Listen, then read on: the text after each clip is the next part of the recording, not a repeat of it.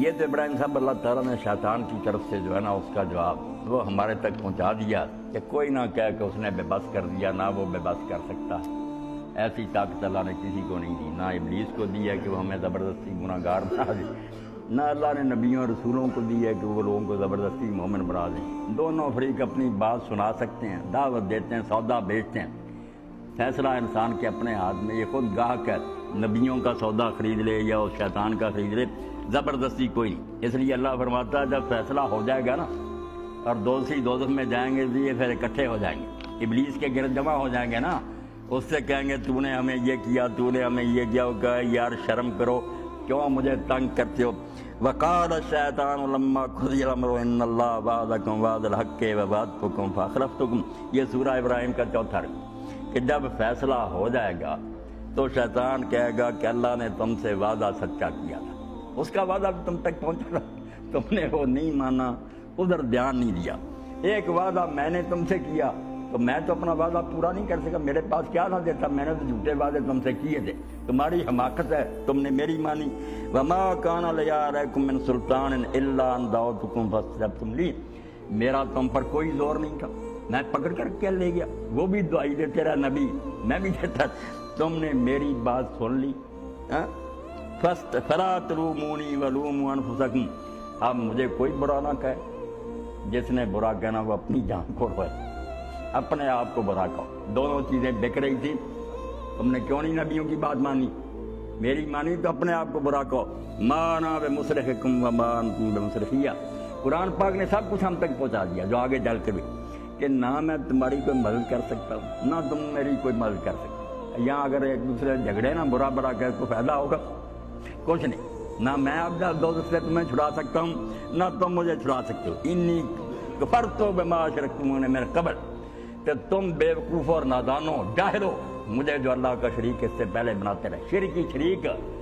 دیکھیں اس سے پتہ چلا جو پہلے بھی سب کام سید قطب رحمۃ اللہ علیہ کا پڑھ رہے تھے کہ شرک رہ گیا نا اب عربی سے، نہ واقفیت کی وجہ سے، ملوکیت کے غلبے، قبریں نہ پوجو، اللہ کے سوا کسی کو سجدہ نہ کرو، بس یہی رہ گیا جو شرک ہے، کہ بات نہ کسی کی مانو، اللہ کی مانو۔ شرک فی الطاعت، عبادت میں شرک نہیں، حکم ماننے، نہ باپ کی مانو، نہ برادری کی، نہ معاشرے کی، نہ حکومت کی۔ اگر اللہ کے حکم سے ٹکراتی نہ مانو تو ابلیس کو کون شریک بناتا، ساری دنیا لعنت بھیجتی، کافر بھی بھیجتے، مگر بات اس کی مانتے، اس کو شریک کرنا کہا۔ اس لیے اللہ تعالیٰ نے بھی دوسری جگہ سورہ یاسین میں کہا کہ میں نے تمہیں کہا نہیں تھا کہ شیطان کی پوجا نہ کرنا، اور کوئی شیطان کو پوجتا نظر آیا سارے گالیاں دیتے ہیں مگر مانتے اس کی۔ تو یہی وہ کہے گا کہ مجھے تو تم بیوقوف اللہ کا شریک بنائے بیٹھے تھے، اللہ کی نہیں مانتے تھے، میری بات مانتے، یا تھوڑی بہت اللہ کی مانتے میری، تو میں اس سے بھائی اعلان لا تعلقی کرتا ہوں، میں صاف کرتا ہوں، مجھے وہ شرک منظور نہیں، نہ میں وہ اس کو پسند کرتا ہوں۔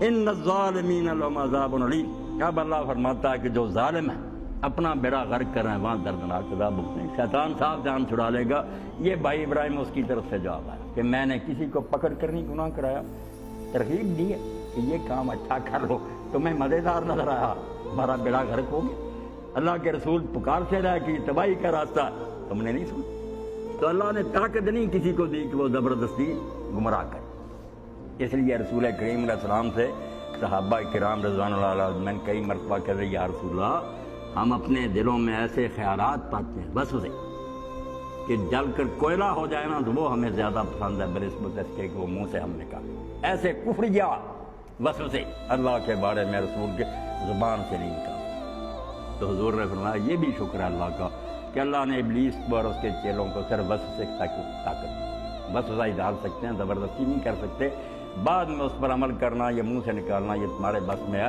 جو نہیں نکالے گا اور عمل نہیں کرے گا مار۔ وسوسے بے شک پیدا ہوتے رہیں، پکڑے اس وقت جاؤ گے جب زبان سے وہ بات کہو گے یا وہ عمل کرو گے، اور یہ نہیں کرتے وسوسے آنے، تو وسوسے تک یہ ابلیس اس سے زیادہ کچھ نہیں کرتا۔ ہاں ایمان کی تو بہت بڑی دلیل ہے ان لوگوں کے لیے خادم صاحب جو اس کے وسوسوں کو قبول نہیں کرتے، جو پیچھے لگ جاتے ہیں، پھر کیا گزرا ہے، پھر تو ڈاکہ پڑ گیا اور روک کر لے گیا، جو ہاں وسوسے آتے رہیں یہ مزاحمت کرتا رہے، پھر آپ نے فرمایا ذاک فریق ایمان، بہت خالص ایمان کی نشانی ہے۔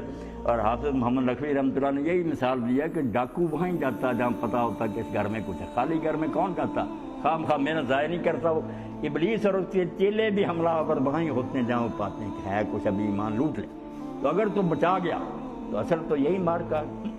مگر حال ہو گیا جیسے علامہ اقبال ایک جگہ لکھتے ہیں خواجہ اہل فراق کہا نا اس کو کہ یہ بیچارہ اللہ سے جدا ہو گیا ہے, بچھڑ گیا, اس کو خواجہ اہل فراق کا نام دیا کہ اللہ کے ہاں دعا کرتا کہ اللہ یہ دنیا جو تیری ہے نا اب میں اس سے تنگ آ گیا. آدم جو ہے نا انسان, اس کی بجائے کوئی اور آدمی پیدا کر جو میرے ساتھ کچھ کشتی تو لڑ سکے نا. یہ تو میں ابھی قریب بھی نہیں جاتا, پہلے چت ہو جاتا. مجھے زور آزمائی کا کوئی موقع نہیں مل رہا, یا مجھے نہ اتنا زور پر رہنے دے, مجھ سے چھین لے میری بہت ساری طاقتیں, کمزور بنا دے, یا کوئی آدم نیا پیدا کر. یہ طنز ہے نا کہ موجودہ زمانے کے آدمی کو ابلیس کی بھی ضرورت نہیں, یہ پہلے ابلیس بنا ہوا. اور حضرت امجد الثانی رحمۃ اللہ علیہ فرماتے ہیں کہ ایک ولی اللہ نے دیکھا کہ ٹیلے پر پاؤں لٹکائے بیٹھا تھا. اس نے کہا ابلیس انہیں تو بڑا کام اپنے دل میں لیا کہ ساری اولاد آدم کو میں گمراہ کروں, تو آرام سے بیٹھا.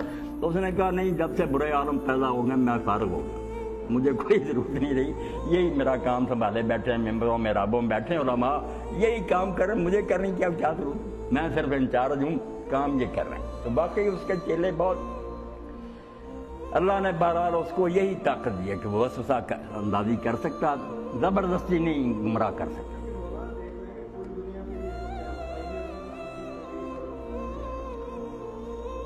یہی تو انسانوں کی ناکامی ہے کہ جانتے ہیں کہ یہ راستہ برا ہے مگر کرتے بھی. یہ سوال بہت دیر سے سب آ رہا, بڑے بڑے فلسفیوں کے سامنے بھی, دینداروں کے سامنے بھی, کہ لوگوں سے اگر ووٹ لیا جائے تو زیادہ لوگوں کا ووٹ نیکی کے حق میں, ظلم کے خلاف برائی کرنے والے بھی کہیں گے مگر کرتے زیادہ.